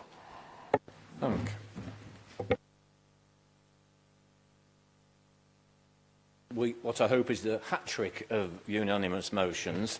I think that I also start with the third approach, which is this motion was agreed by our council in 2007 and 2013, so this is the third time in 2017. It's not been without in the past its moment, actually, because one would think, in the sense of what we just discussed about Lincolnshire County Council and fairer funding, that something that is as positive in terms of combating racism as our motion should have the acceptance of all political groups. But we didn't have that in a previous council, and the leader of one particular group said that he would get in touch with his barrister who could write something similar, and I'll get back to you. Now, that's not the approach that I think we want to take. We want to actually share together something that's been written for local government, and a recognition that we do live in a diverse and multicultural community.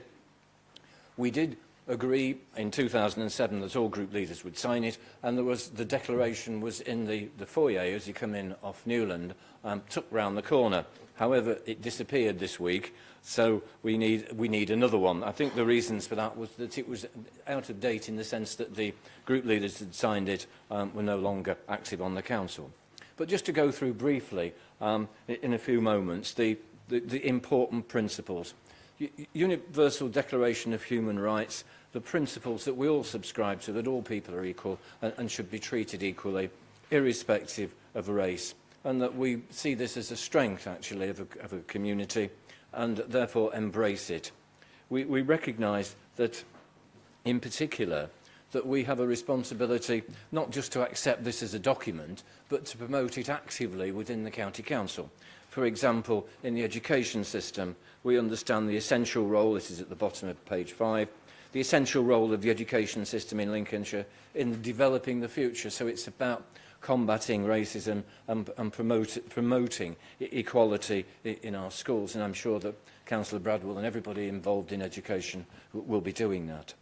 We recognise that these things just don't happen without people putting their backs into it. And in a sense, it's about recognising that there will be challenges to this approach, and that we have to stand firm and recognise that our council believes on the equality of people, irrespective of things particularly like race, but it also applies to other forms of personal attributes which can be used as a discriminatory measure. The public services that we deliver to what? 675,000 people in our county, and they're made up of all ethnic persuasions, and as such our workforce ought to reflect that. So we need to recognise that when we look at our recruitment procedures, are we getting enough people from the mixed world that we are serving? So there's a world out there that there's our population, our clients, our customers, our people, and our workforce should reflect that. So these are a number of aims that we should be seeking. And we actually may want to make a statement again, when I hope this is agreed, that we're saying to the people, the residents of Lincolnshire, that we want your support in respecting the dignity of all people. So what I'm asking on behalf of the Labour Group, and my colleague Councillor Dodds will be speaking in a moment, that we reaffirm the Lincolnshire County Council declaration made 10 years ago, and we condemn extremism and racist behaviour in all its forms, and ask all group leaders to sign the declaration. And that's a message that ought to go out to all the people of Lincolnshire. This is where we stand, and I urge you to support it. Thank you. Thank you, Councillor Parker. Do we have a seconder?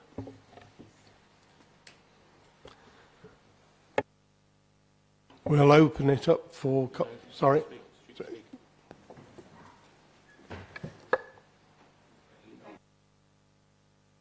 Please forgive a fairly personal response to this motion, but it's something that inherently matters to me very, very deeply. As a young woman, about 22 years ago, I visited Auschwitz-Birkenau with my new husband and also with my parents. And I think that day my life changed forever. There was this crystallising moment where we were standing together on this absolutely perfect summer's day, blue sky, sun, wildflowers, birds song and frogs hopping into this little pond that we were stood in front of. However, floating in that pond were ashes, and we were standing by the infamous Birkenau ash ponds, where the remains of those who were murdered by the Nazis and their bodies burnt still come to the surface. It was a moment of absolute pure horror for me, and one that still haunts and pains me to this day. I questioned how. How did such monstrous evil happen on such a large scale? It was so deliberate, so planned, so calculated, and I hate to say it, but so normal that I couldn't compute or relate to it in any way. Where were the people to demonstrate, to resist and say this was unacceptable? As well as the stories of the victims, I learnt that day about the guards, normal men who had normal families, who went home after a normal day at work to their normal children, having slaughtered other people's children that day. I couldn't get it. It couldn't get it, and it still hurts me now. But this normalisation of the barbaric happened slowly and carefully, and it was allowed to happen because the political system was hijacked and then broken by individuals with an outright evil ideology. Ultimately, these atrocities and many others over history were allowed to happen because of power. Those who held power allowed a culture to exist where racism and extremism were planted and then allowed to flourish, where seeds of extremism of all kinds are not plucked out and banished. They will grow. It's like pernicious bindweed. Those of us in this chamber hold power, and we set the tone for Lincolnshire. We should be proactive in supporting this motion because we must condemn prejudice and celebrate diversity at every turn.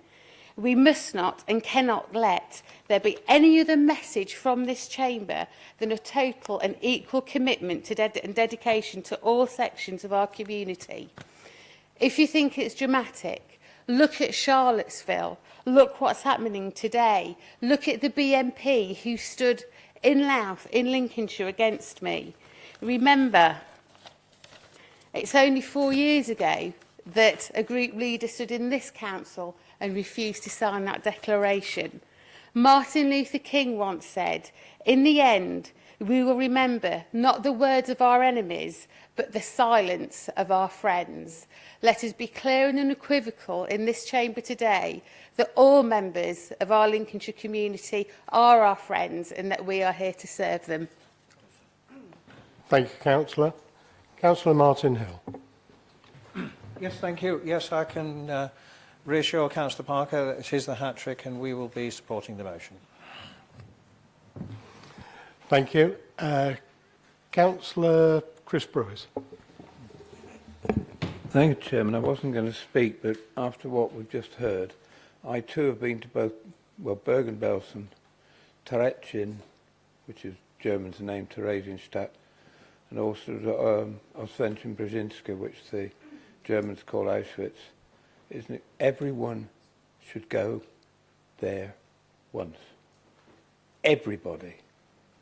And the experience sticks with you forever. And when you go around the synagogue and see all the names on the walls in Prague of the, I don't know, it's 70,000 or whatever, who were killed, and in Budapest where they were shot and thrown into the Danube, the hatred that went on. And we are at a very dangerous crossroads of history at the moment.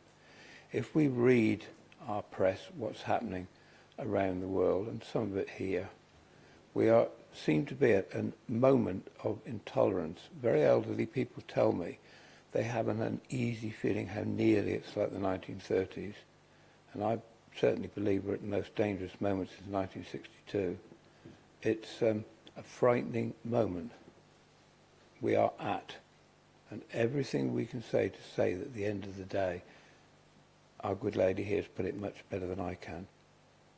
Beware, and let's make sure that nothing like that ever happens again. Thank you, Councillor. Councillor Julie Kelly.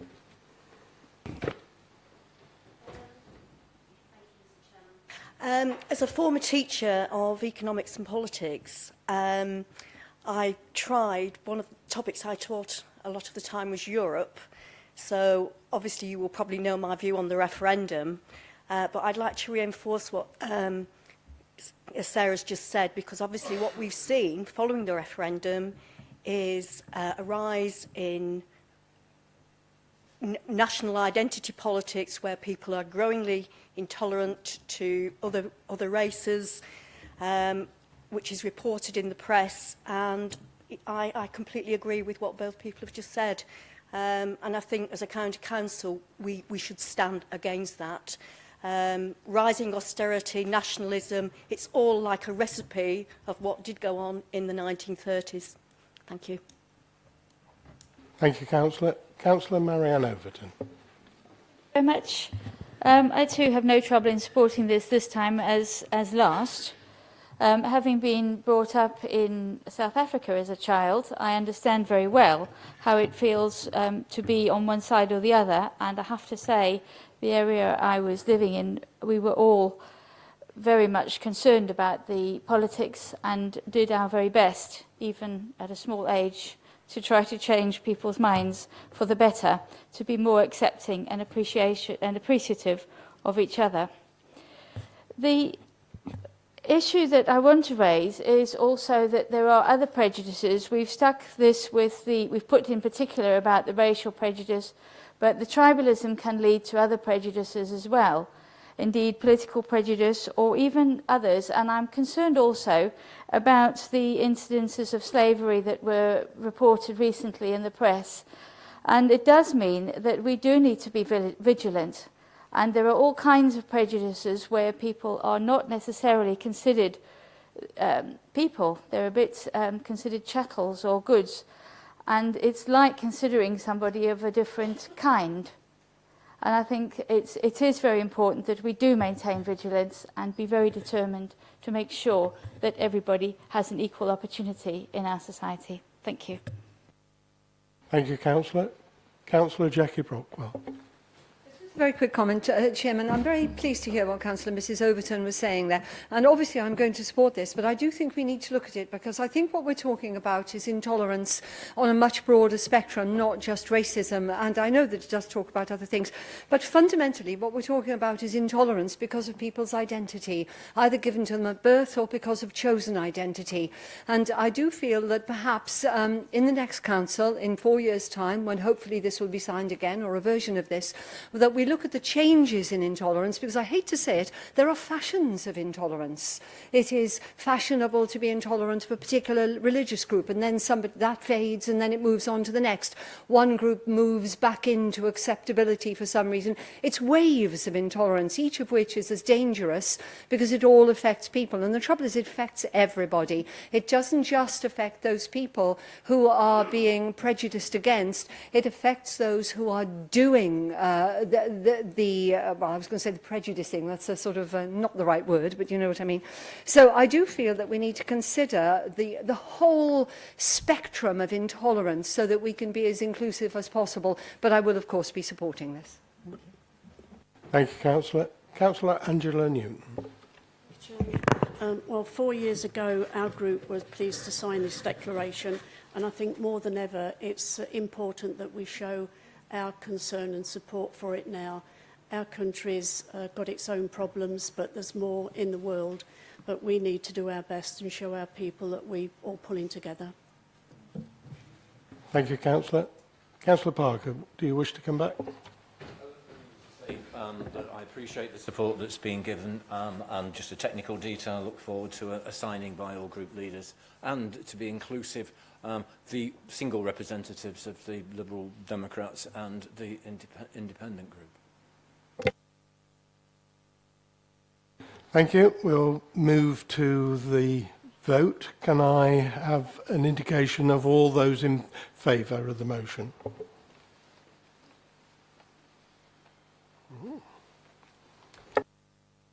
You're all well behaved today. Any against? Any abstaining? Then that is the third one that is carried unanimously today. That concludes the council meeting. Members are required and reminded to collect their post from their pigeonholes before leaving the building. Thank you very much.